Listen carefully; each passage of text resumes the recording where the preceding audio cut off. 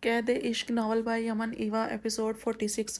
خانزادہ خاموشی سے شہر پہنچ گیا تھا۔ پوروا کو تلاشنا ان کی سوچ سے زیادہ مشکل ثابت ہو رہا تھا۔ اس کا موبائل بند تھا، جس کی وجہ سے لوکیشن ٹریس کروانا بھی مشکل ہو رہا تھا۔ اسے ہر ممکن جگہ ڈھونڈا تھا۔ وہ اپنی آنی کے گھر بھی نہیں گئی تھی۔ ادب خان کو ہاشم خان اور بہروز خان کے خفیہ ٹھکانوں پر نظر ڈالنے کا کہہ دیا۔ وہ بھی بندے پھیلائے مصروف تلاش تھا۔ ان کا اپنا گھر، ارد گرد کا علاقہ، آنی کا گھر اور ان کے محلے دار، حتیٰ کہ پریحان کے پیرنٹس کا گھر تک چیک کر لیا۔ ہر جگہ تو پوچھ بیٹھے تھے۔ اب تو لوگ بھی تعصب سے دیکھنے لگے تھے۔ جوان لڑکی غائب تھی۔ جانے کہاں گئی تھی اور جانے کس حال میں ملے؟ کچھ نے تو یہ بھی کہہ دیا کہ شاید وہ خود کسی کے ساتھ گئی ہو۔ گئی تو وہ خود تھی، مگر انہیں اتنا یقین تھا کہ وہ کسی ایرے غیرے کے چکر میں پڑنے والی نہیں تھی۔ کہاں جا سکتی ہے وہ؟ ناسمجھ ہے وہ گئی ہی کیوں؟ صبح تک تو ٹھیک تھی۔ عیسیٰ کی حالت خراب ہو رہی تھی۔ پوروا کا لاپرواہ حلیہ اور اس کا کم سن حسن ہر کسی کو متوجہ کرتا تھا۔ وہ سوچ سوچ کر ہی بے بسی سے پاگل ہو رہا تھا۔ روڈز پر خواہ گاڑی بھگاتے وہ ہر جگہ دیکھ رہے تھے۔ سر درد سے پھٹا جا رہا تھا۔ وہ لڑکی تھی، جوان لڑکی جس کے ساتھ کچھ بھی ہو سکتا ہے۔ موسیٰ نے سنا تو وہ بھی شہر آنے کی جلدی مچانے لگا۔ تم وہی رہو، کیا پتہ وہ پریحان کو ملنے حویلی گئی ہو، کیا پتہ وہاں پہنچ جائے۔ خانزادہ نے امید کے تحت کہا۔ امید تو اچھی ہی رکھنی تھی۔ موسیٰ نے بھی تھم کر بیٹھ گیا۔ پوری رات بھاگ دوڑ کرنے کے بعد صبح گھر پہنچے تو بدحال اور مایوس تھے۔ یہ کیا حال بنا رکھا ہے؟ جب گارڈ سے کہہ دیا لڑکی خود گئی ہے تو کیوں ڈھونڈ رہے ہو؟ ثنا بیگم تو عیسیٰ کی بکھری حالت دیکھ کر ہی پریشان ہوئی تھی، کیونکہ مجھے ڈر ہے وہ کسی مشکل میں ہوگی۔ عیسیٰ گھبراہٹ کے مارے کپ کپاتی آواز میں بول رہا تھا۔ خانزادہ خاموشی سے اٹھ کر اپنے کمرے میں جا چکا تھا۔ پریحان کی بار بار کالز آ رہی تھیں۔ اس نے آہ بھری۔ میں ضروری کام کی وجہ سے شہر آیا ہوا ہوں۔ پریحان، اپنا خیال رکھنا، پھر بات کروں گا، اس نے کال بیک کر کے نرمی سے کہا، اور اس کا جواب سنے بنا کال کاٹ دی۔ پریحان یا کسی کو بھی خبر ہونے سے پہلے پوروا کو تلاشنا ضروری تھا۔ ثنا بیگم کو سارا معاملہ پتہ تھا، مطلب بات زیادہ وقت نہیں چھپی رہنی تھی۔ وہ سر پکڑے بے حال سا بیٹھا رہا۔ کاش وہ پوروا کو پیرس بھیج دیتا، آج اس کے محفوظ ہونے کی گارنٹی تو ہوتی۔ عیسیٰ کیوں پاگل ہو رہے ہو؟ کیسی مشکل ہو سکتی ہے؟ دیکھنا آ جائے گی خود، نہ بھی آئی تو تمہاری پریشانی نہیں۔ اپنی حالت دیکھو ذرا۔ باہر ثنا بیگم ضبط کیے عیسیٰ کو ٹوک رہی تھی۔ ایک پل کو خیال سا گزرا تھا، انہوں نے بھی تو جانے کا کہا تھا، کہیں اس وجہ سے تو نہیں چلی گئی وہ؟ تب غصے میں بنا سوچے سمجھے جو دل میں آیا بول بیٹھی۔ اب گھبراہٹ ہو رہی تھی۔ انہیں اندازہ ہی نہیں تھا وہ ایک بار کہنے پر یوں منہ اٹھا کر چلی بھی جائے گی۔ کیا وہ اتنی پاگل تھی انہیں اپنے الفاظ اور لب و لہجہ بھول گیا؟ عیسیٰ نچلا لب دانتوں میں تلے سختی سے دبائے بیٹھا تھا۔ پوروا ہر بات شیئر کرتی تھی، کچھ مسئلہ ہوتا تو ضرور شیئر کرتی، مگر اسے ہر بار کالز کے ایک شکایت لگانے سے خود عیسیٰ نے منع ہی کیا تھا۔ لیکن وہ عیسیٰ کو تو بتا سکتی تھی۔ ہاں، اس کا موبائل بھی تو پاس نہیں تھا، نہیں تو وہ ویٹ کر لیتی، شاید واقعی کسی نے کال کی ہو، کوئی چال یا پھر پرینک یا کچھ تو ہوا تھا، مگر کیا ہوا تھا یہ اسے سمجھ نہیں آ رہی تھی۔ وہ الجھا ہوا سا سوچ سوچ کر بے حال ہو رہا تھا۔ عیسیٰ، سن رہے ہو؟ جانے دو، اب کیا خبر اس نے بھی اپنی بہن کی طرح کوئی اچھا انسان ڈھونڈ لیا ہو۔ ثنا بیگم کی بات پر وہ کرنٹ کھا کر سیدھا ہوا۔ وہ دنیا کو جانتی ہی کتنا ہے اور اسے میں جانے نہیں دے سکتا۔ وہ میرے نکاح میں ہے، بیوی ہے میری بات سمجھ رہی ہیں نا آپ؟ عیسیٰ خان کی عزت ہے اور اپنی عزت کو میں ایسے جانے نہیں دے سکتا۔ میرا نام جڑا ہے اس کے ساتھ۔ وہ ہذیانی کیفیت میں چیختا اپنے بال نوچنے لگا۔ ثنا بیگم اس انکشاف پر ساکت بیٹھی رہ گئی۔ اس کی دنیا بہت چھوٹی ہے، وہ گنے چنے لوگوں کو جانتی ہے اور ان سب سے محبت کرتی ہے۔ ان سب کو چھوڑ کر وہ کہاں جائے گی؟ اسے تو کوئی ٹھکانہ بھی مل گیا تو میں کہاں جاؤں؟ مجھے اس لڑکی سے محبت ہو گئی ہے، میں اس کے بغیر نہیں رہ سکتا، میں تو مر جاؤں گا۔ وہ بے چارگی سے بول رہا تھا۔ جانے کس نے نظر لگا دی تھی اس کی محبت کو کہ وہ جو پہلو میں تھی اب جانے کہاں کھو گئی؟ اس کی بے بسی کو محسوس کرتی ثنا بیگم تڑپ گئی۔ عیسیٰ کی تو ہمیشہ ہر خواہش پوری کرتی تھی۔ وہ ذرا اداس ہو جاتا تو کلیجہ منہ کو آتا تھا۔ آج جانے میں اس سے قیمتی سرمایہ چھین بیٹھی تھی۔ دماغ میں اچھے سے دن کے وقت ہوئی ملاقات دہرائی تو پوروا کا پریشان چہرہ یاد آ گیا۔ وہ کچھ بولنا چاہتی تھی، انہوں نے سنا ہی نہیں۔ شاید وہ بتانا چاہتی تھی اس نکاح کا۔ اس نے واضح بتایا کہ عیسیٰ نے اسے جانے سے روک دیا۔ وہ اکیلی عیسیٰ کے پاس تھی، وہ حق سے نام لے رہی تھی، عیسیٰ کی ہڈی پہن رکھی تھی، سب کچھ واضح تھا۔ انہوں نے نہ دیکھا نہ سنا، سوچا ہی نہیں۔ اگر خانزادہ انوالو تھا تو وہ بغیر رشتے کے کبھی رہنے نہ دیتا۔ بات سنو لڑکی، یہ جو تمہارا اور تمہاری بہن کا پلان ہے میں کبھی پورا نہیں ہونے دوں گی۔ عیسیٰ پر ڈورے ڈالنے سے وہ کبھی نہیں ملے گا۔ مار ڈالوں گی میں تم دونوں کو اگر ایسا گھٹیا کام کیا تو۔ نہایت نیچ خاندان ہے تم لوگوں کا تو۔ ماں باپ مر گئے اور خالہ نے ان کاموں پر لگا دیا۔ اگر ذرا سی بھی عزت غیرت ہے نا تو اس کمرے سے نہیں، اس گھر سے ہی چلی جاؤ۔ بہنیں نہیں رکھ سکتی تو کوئی رشتہ دار یا کسی جاننے والوں کے ہاں چلی جاؤ اور عزت سے زندگی گزارو۔ شکل گم کرو اب اپنی۔ انہیں اپنے الفاظ یاد آئے، اب اپنی زبان کے وار یاد آ رہے تھے۔ ایسے ظالم الفاظ کے بعد بھی وہ رکتی، یہ ممکن ہی کہاں تھا۔ اسے غیرت کا تانا دیا تھا، ماں باپ کا تانا دیا، مری ہوئی خالہ تک پر تہمت لگا دی۔ ان کے بعد وہ کیسے رکتی؟ جیسے کہا گیا ویسے خاموشی سے چلی گئی، اپنی غیرت ثابت کر گئی، مگر ثنا بیگم کو کھڑے قد سے ہی اپنے نظروں میں گرا گئی تھی۔ لب سی بیٹھی، اب کیسے بتائیں کسی دشمن کی چال ان کی اپنی کرنی تھی۔ عیسیٰ یہ بات جان لیتا تو ساری زندگی ماں کا منہ نہ دیکھتا۔ زرشے کافی وقت سے موسیٰ کو بے چین دیکھ رہی تھی، رات بھر سو بھی نہیں پایا تھا وہ۔ بار بار اٹھ کر موبائل چیک کرتا، کبھی کال ملا کر اسٹڈی روم میں چلا جاتا، کبھی ونڈو سے حویلی کے بیرونی گیٹ کو تکتا جیسے کسی کا منتظر ہو۔ صبح فجر کے لیے وہ اٹھی تو وہ کمرے میں تھا ہی نہیں، اسٹڈی روم میں پڑے سنگل صوفے پر ٹانگیں لمبی کیے نیند پوری کر رہا تھا۔ شاید وہ اپنی ماں اور بھائی کی وجہ سے پریشان ہے۔ زرشے کو اس پر ترس آیا۔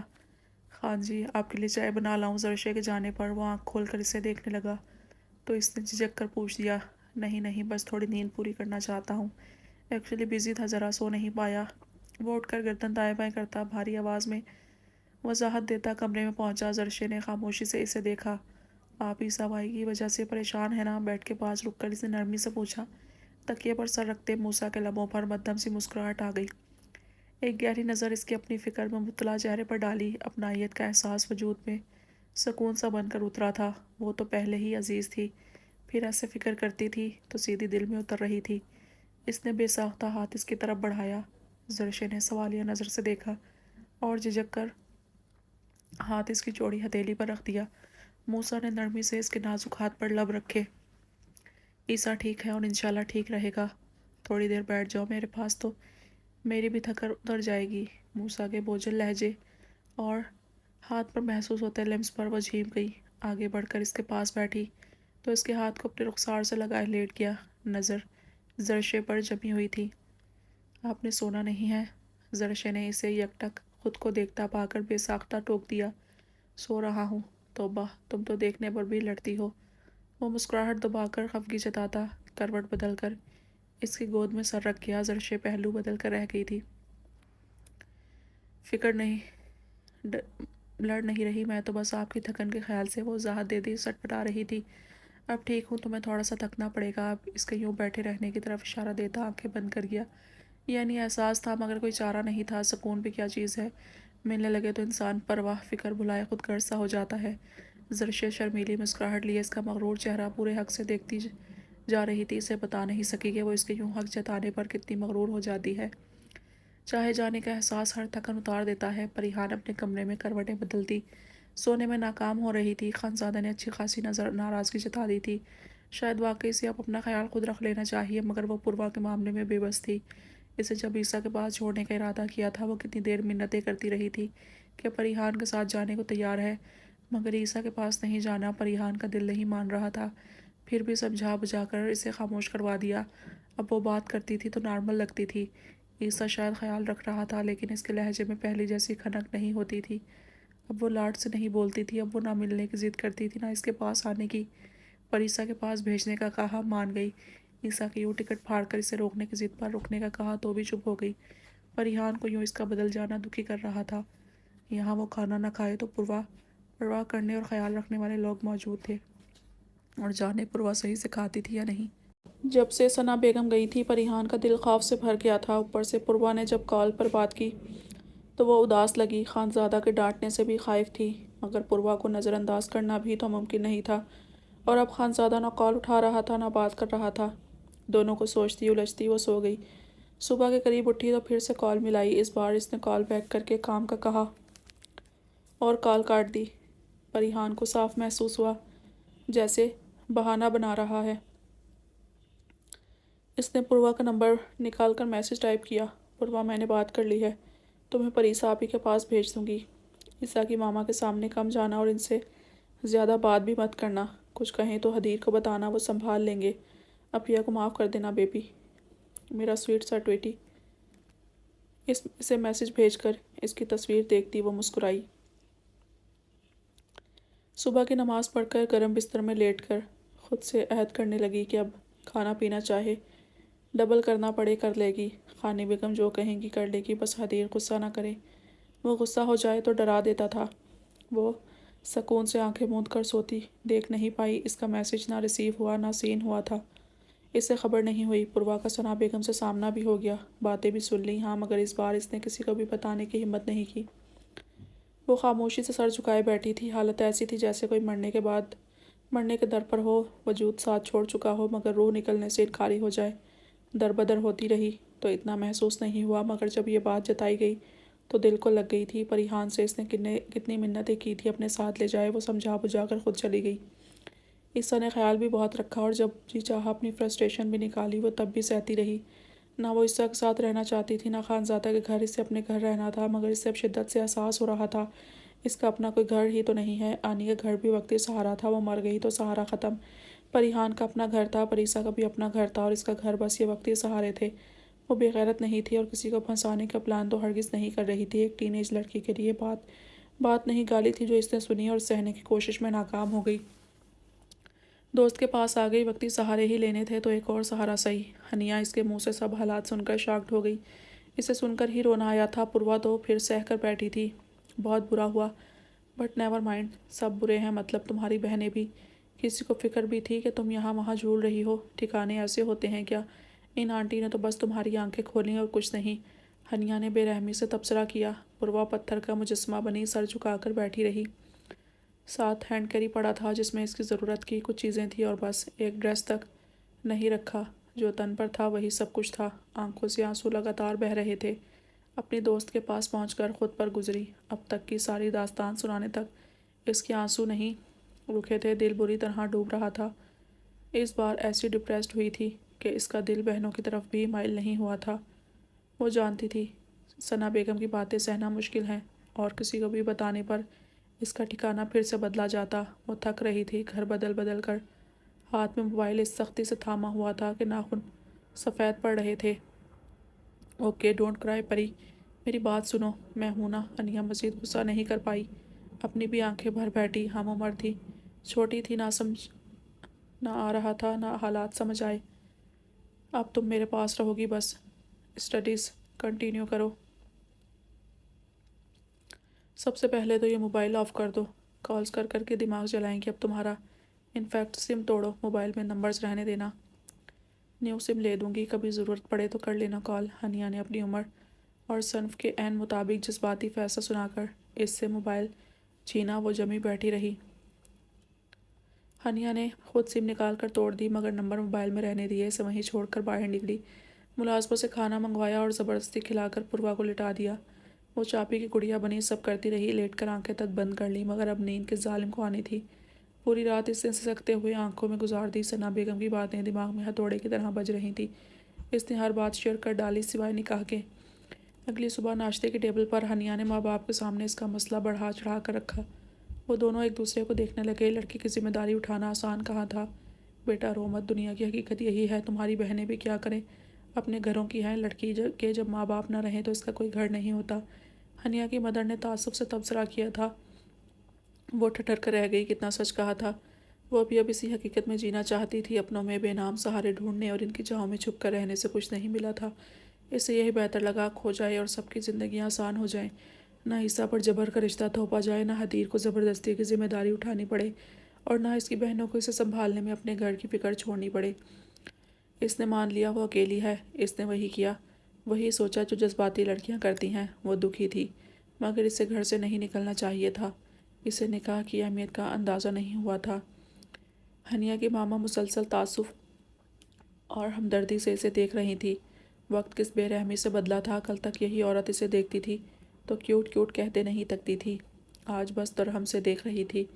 लोगों के रवैये और सोच आपकी ज़ात से नहीं जुड़े होते, वो सिर्फ आपके हालात से जुड़े होते हैं। आप वही होते हैं मगर जब हालात बदलते हैं तो लोगों के ख्यालात भी बदल जाते हैं। वो बददिली से जैसे तैसे नाश्ता करके उठ गई। ہنیا تو کالج کے لیے تیار تھی، ابھی وہ کمرے کی جانب بڑھتی ان کی نظروں سے اوجھل ہوئی کہ ہنیا بولی، میں چاہتی ہوں پری میرے ساتھ رہے اور میرے کالج میں ہی اس کا ایڈمیشن کروا دیں۔ ہنیا کی خوشی سے بھرپور آواز ابھری۔ پوروا کے قدم تھم گئے۔ دیکھو ہنی، تمہاری فرینڈ ہے تو ہیلپ کریں گے، بٹ سوری ٹو سے وہ ہمارے گھر میں نہیں رہ سکتی۔ ہنیا کے بابا مسٹر وسیم سنجیدگی سے بولے تھے، بٹ پاپا۔ ہنیا نے احتجاج کرنا چاہا تو وہ ہاتھ اٹھا کر روک گئے۔ ہنی، ہیلپ کریں گے مطلب اوکے، اسٹڈی کر لے، ہاسٹل میں رہ لے، میں اخراجات اٹھاؤں گا، مگر اور کوئی ضد نہیں۔ آئی ڈونٹ نو اس کی باتوں میں کتنی سچائی ہے، جانے کس فیملی سے ہے، کن حالات میں گھر سے نکلی ہے۔ میں اپنی ریپو اور تمہارے لیے کوئی رسک نہیں لے سکتا، سو ڈونٹ بی سلی۔ مسٹر وسیم کی سنجیدہ آواز میں بیٹی کے لیے محبت اور نرمی تھی، مگر پوروا کے لیے کوئی نرمی نہیں تھی۔ Waseem, I know her mother, she was best doctor. Mrs Waseem نے نرمی سے اس کی ماں کا حوالہ دیا۔ She is dead now. Mr Waseem نے اپنی بات پر زور دیا۔ پوروا لرزتا وجود لیے سب سن رہی تھی۔ ہنی، جاؤ، ڈرائیور ویٹ کر رہا ہوگا، کالج سے لیٹ ہو جاؤ گی۔ ڈونٹ وری، تمہاری فرینڈ کی ہیلپ کی جائے گی۔ ہنیا باپ کی یقین دہانی پر بیگ اٹھا کر چلی گئی۔ پوروا اپنی جگہ سے ہل نہیں پائی تھی۔ پھر ہنیا کے کالج میں آپ بات کر لیں ایڈمیشن کے لیے۔ مسز وسیم نے چائے کا سپ بھرتے ہوئے کہا، نیور، ہنی کو اس فرینڈ شپ سرکل میں لانے کی ضرورت نہیں۔ ہنی نے خواہ مخواہ ذمہ داری ڈال دی سر پر۔ وسیم صاحب بیزار ہو رہے تھے۔ اٹس اوکے وسیم، کتنی این جی اوز میں ہم ڈونیشن دیتے ہیں، اسے بھی صدقہ سمجھ دیں گے، بیگم وسیم نے پرسکون لہجے میں کہا۔ پوروا ساکن سی ہو گئی۔ اسے آج یقین آ گیا، جن کے ماں باپ نہیں ہوتے وہ صدقوں پر پلنے والے لاوارث ہوتے ہیں۔ کوئی چیپ سا کالج اور اس کے ساتھ ہاسٹل دیکھ لو اور جان چھڑواؤ، ہم پیسے دے دیں گے، اتنا بہت ہے، مسٹر وسیم اکتائے ہوئے لہجے میں کہہ کر وہاں سے اٹھ کر جا چکے تھے۔ پوروا خود کو گھسیٹتی ہنیا کے روم تک پہنچی اور زمین پر بیٹھتی چلی گئی۔ ہنیا واپس آئی تو اس کی ماما نے سب سمجھا دیا۔ وہ اچھی دوست تھی مگر خود مختار نہیں تھی۔ شرمندہ سی پوروا کے پاس بیٹھی یہاں وہاں کی باتیں کرتی رہی، اور پھر کچھ ہی دن تک مسز وسیم نے اس کا کسی دور کے کالج میں ایڈمیشن بھی کروا دیا، اور کالج کے قریب ایک سستے سے ہاسٹل میں رہائش کا انتظام بھی ہو گیا۔ اس لڑکی سے کہہ دینا ہم خرچ بھیج دیا کریں گے، بس ہنی سے کانٹیکٹ نہ کرے، اور نہ ہی یہاں سے دوبارہ اس کا نام یا ذکر کہیں نکلے۔ کل کو اس سے کچھ ہوا یا کسی غلط کام میں پڑ گئی تو خواہ مخواہ ہماری بیٹی کا نام بھی اس کے ساتھ گھسیٹا جائے گا۔ مسٹر وسیم نے سب انتظامات ہوتے ہی سختی سے مسز وسیم کو تاکید کی۔ وہ سر ہلا گئیں۔ آئی ایم سوری پوروا، میں چھپ کر تم سے کانٹیکٹ کروں گی، فکر مت کرنا۔ ماں باپ کے سامنے احتجاج ضائع جاتا دیکھ کر ہنیا بے بسی سے پوروا کو کہنے لگی، تم اپنے ماما بابا کی بات مان لینا ہنی، تمہارے پیرنٹس بہت کیئر کرتے ہیں تمہاری، اسے سمجھاتی۔ پوروا کے انداز میں بھی حسرت تھی اور الفاظ میں بھی۔ میری ہیلپ کر کے تم نے بہت بڑا احسان کیا ہے، بس مجھے کچھ ضروری سامان منگوا دو، میرے پاس ڈریسز بھی نہیں ہیں۔ اس نے بیگ سے پیسے نکالے، وہ پیسے جو پہلے موسیٰ اور پھر حدیر پاکٹ منی کے طور پر دیتے رہے تھے، جو پریحان نے دیے تھے، اور کچھ جو آنی دیتی رہتی تھی، سب ملا کر اس کے پاس اتنی رقم تو تھی کہ آسانی سے اپنی ضرورت کی چیزیں لے کر بھی بچا سکے۔ ہنیا کے منع کرنے کے باوجود اس نے اپنے پیسے ہی لگائے۔ اب وہ خود مختاری سیکھ رہی تھی۔ گل جان نے ٹھیک کہا تھا، حالات خراب ہوں تو انسان سب کچھ سیکھ جاتا ہے۔ بس ایک بات غلط کر دی تھی کہ اس کے پاس اس کا خیال رکھنے والے بہت اپنے ہیں۔ وہ اکیلی تھی، اور وہ سخت وقتی سہارے۔ پوروا نے سر جھٹکا اور باقی آنسو اندر اتار لیے۔